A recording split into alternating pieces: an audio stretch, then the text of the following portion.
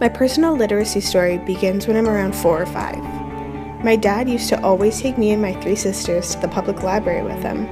He loved going there to borrow books, CDs, and even movies, back when renting movies was still a thing. I remember me and my sisters looking so forward to the trips to the library because we got to take out a few books each. It was so exciting looking through all the different books and the amazing illustrations that went along with them. I always wanted to borrow the most colorful books in the whole library. I was slowly inspired by these storybooks from the library to create my own books.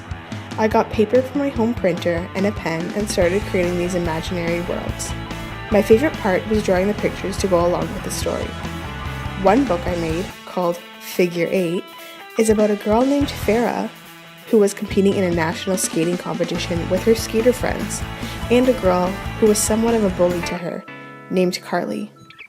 The girls got very competitive because the competition involved a scholarship. Carly decided to prank Farah by putting syrup in her skates right before the finals. This ruined her skate, and she fell on the ice.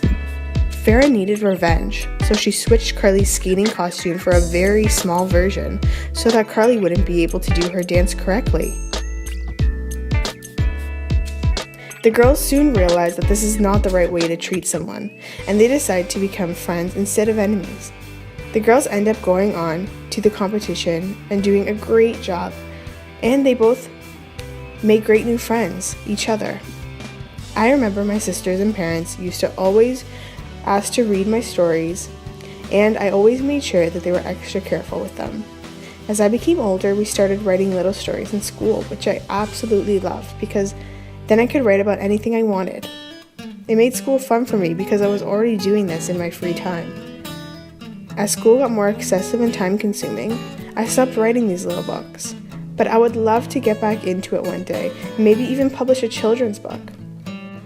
I would make it very colorful and appealing, something that I would be instantly attracted to when I was a child. I chose this story as my personal literacy story because I remember it as a time when I realized how much I love writing and creating.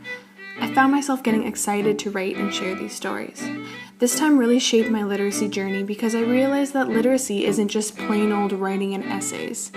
It can be fun, creative, and an outlet.